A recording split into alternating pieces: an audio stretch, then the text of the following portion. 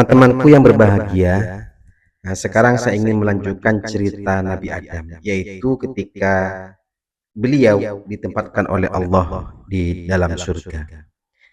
Ibnu Abbas dan Ibnu Mas'ud berkata, ketika Allah menempatkan Adam di surga, dia berjalan sendirian, tidak memiliki istri yang bisa merasa damai dengannya.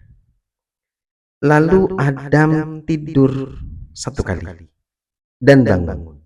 Ketika itu, di samping kepalanya ada seorang wanita yang sedang duduk yang telah diciptakan dari tulang rusuknya yang kiri. Adam bertanya kepadanya, "Siapa kamu?" Dia menjawab, "Aku seorang wanita." "Mengapa kamu diciptakan?" tanya Adam. "Aku diciptakan supaya engkau merasa nyaman," jawabnya. Lalu malaikat bertanya kepada Nabi Adam untuk mengetahui sejauh mana ilmunya. Seraya berkata, "Siapa namanya, wahai Adam?" Adam menjawab, "Hawa." "Mengapa diberi nama Hawa?" tanya malaikat lagi. "Dia diciptakan dari sesuatu yang hidup, yaitu tulang rusuk," jawab Adam. Setelah Hawa hadir di surga, Allah berfirman, "Ya Adam uskun anta wa zawjukal jannata wa kula minha rawadan haitsu syi'tuma." Wahai Adam, tinggallah engkau dan istrimu di surga, dan makanlah dengan nikmat darinya apa yang kalian berdua kehendaki. Teman-temanku yang berbahagia, Allah membebaskan Adam dan Hawa untuk memakan buah-buahan apa saja yang ada di surga, kecuali satu buah-buahan dari satu pohon, untuk menguji mereka berdua dan untuk terlaksananya qada Allah yang telah ditetapkan untuk Adam dan keturunannya sejak zaman azali. Maka datanglah setan untuk mengganggunya. Dalam tafsir Marahul Labid karya Syekh Nawawi Banten menyebutkan satu riwayat, yaitu pada satu ketika Abu Bakar bertanya kepada Rasulullah Shallallahu Alaihi Wasallam tentang nama pohon itu. Nabi bersabda, pohon itu adalah Asy-Syajaratul Mubarakah As-Sumbulah, yaitu pohon yang diberkahi dan bertangkai. Di masyarakat kita, pohon itu dikenal dengan buah khuldi, yaitu pohon yang dijanjikan keabadian oleh setan apabila Adam memakannya, sebagaimana yang diceritakan oleh Allah dalam Al-Quran. Fawaswasa ilaihi syaitanu qala ya Adamu hal adulluka ala syajaratil khuldi wa mulkil la yabla.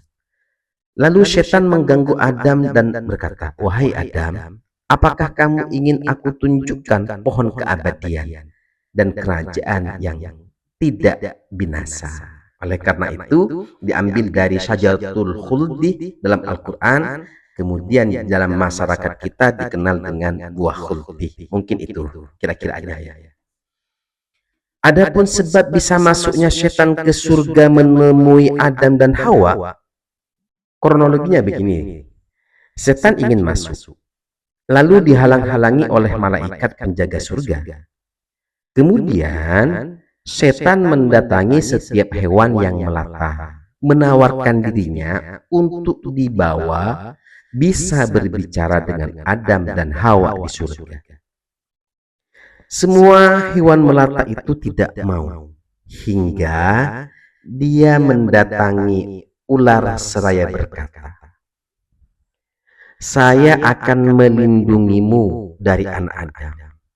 Kamu berada dalam tanggunganku jika kamu mau memasukkan aku ke dalam surga." Lalu ular itu meletakkan setan berada di antara dua tarinya dari beberapa tari yang dimiliki, lalu membawa masuk.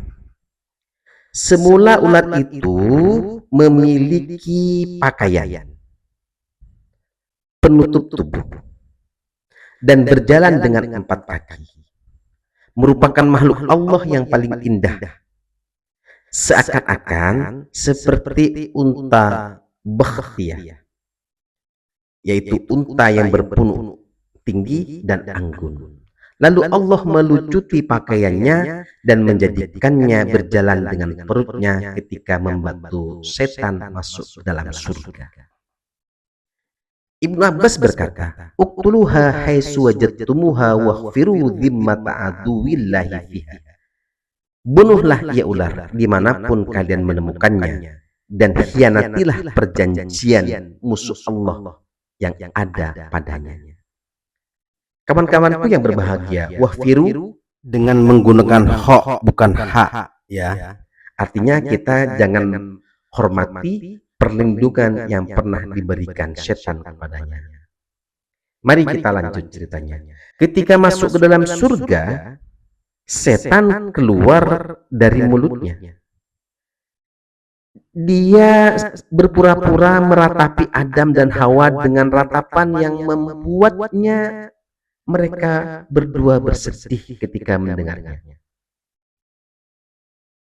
Adam dan Hawa bertanya, "Apa yang membuatmu menangis?"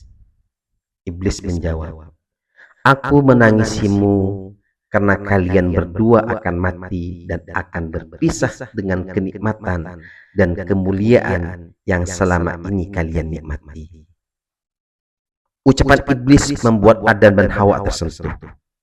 Lalu iblis mendatanginya dan menggodanya seraya berkata, "Wahai Adam, apakah kamu ingin saya tunjukkan pohon khuldi, pohon kekekalan, dan kerajaan yang tidak akan binasa, sebagaimana diceritakan Allah dalam Al-Quran dalam surat Al-A'raf ayat 20 dan 21. Manahakuma rabbukuma an hadhihi syajarati illa an takuna malakaini aw takuna minal khalidin wa qasamahuma inni lakuma laminan nasihin. Tuhan kamu tidak melarangmu mendekati pohon ini, melainkan supaya kamu berdua tidak menjadi malaikat atau tidak menjadi orang yang kekal dalam surga. Dan dia setan bersumpah kepada keduanya, "Sesungguhnya saya adalah termasuk orang yang memberi nasihat kepadamu berdua." Kemudian ayat selanjutnya, "Fadallahuma bighurur." Maka setan membujuk keduanya untuk memakan buah itu. Teman-temanku yang berbahagia, reaksi Hawa terhadap bisikan atau godaan setan lebih besar daripada Adam. Pada suatu ketika, Adam memanggil Hawa karena satu hajat. Hawa berkata, "Tidak, kecuali engkau datang ke sini." Maka ketika Adam datang, Hawa berkata, "Tidak, kecuali engkau makan dari pohon ini." Dan itu adalah pohon gandum.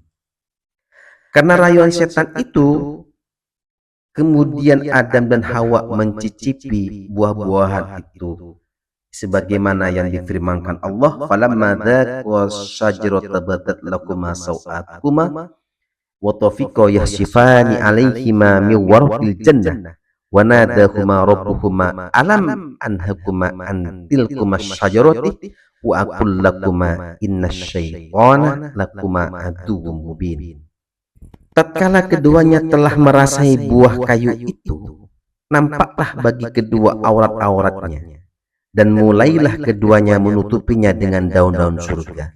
Kemudian Tuhan mereka menyeru mereka, "Bukankah aku telah melarang kamu berdua dari pohon kayu itu? Dan aku katakan kepadamu, sesungguhnya setan itu adalah musuh yang nyata bagi kamu berdua."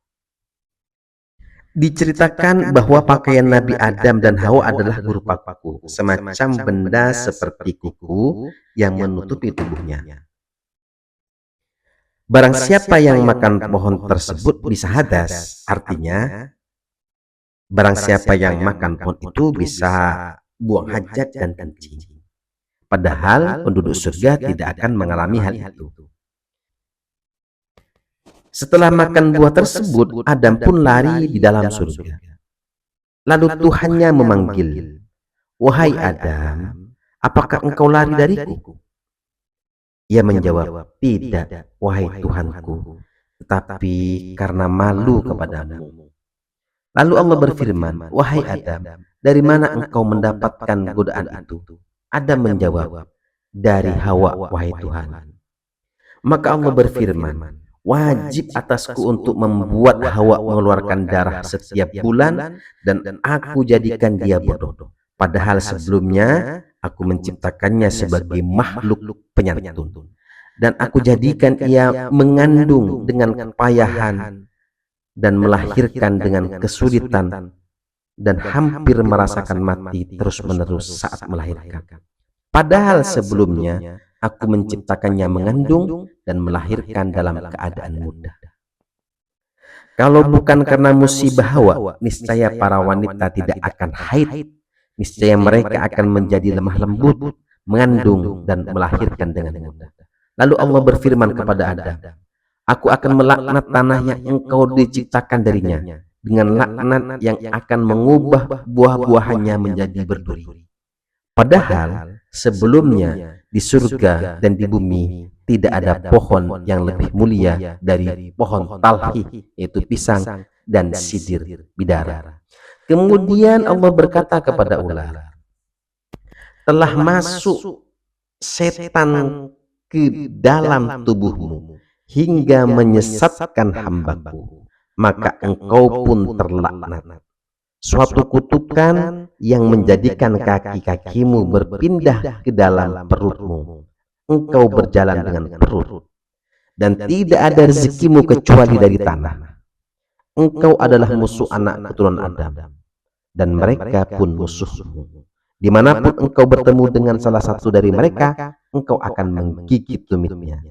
Dan dimanapun mereka bertemu denganmu, mereka akan menghancurkan kepalamu." Kemudian Allah Subhanahu wa Ta'ala berkata kepada Adam, iblis, dan ular, "Turunlah kalian, sebagian kalian menjadi musuh bagi yang lain."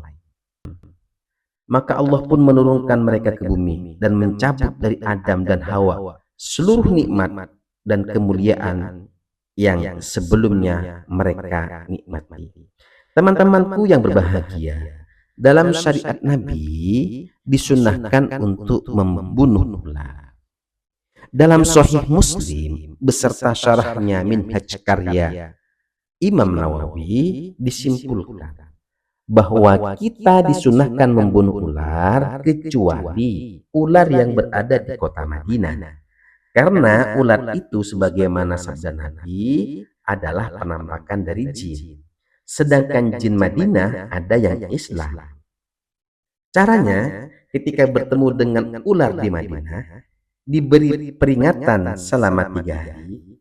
Jika belum keluar, maka bunuhlah. Karena itu adalah jin kafir. Teman-temanku yang berbahagia, keterangan di atas saya ambil dari kitab Al-Kamil Fit Tarikh karya Ibnu Asir, dan juga saya mengambil dari Tafsir Marahul Labid beserta kitab Sahih Muslim beserta syarahnya. Apabila ini berguna dan bermanfaat, tolong di subscribe, di like, dan di share ke teman-temanmu. Mudah-mudahan ini bermanfaat. Amin amin ya rabbal alamin.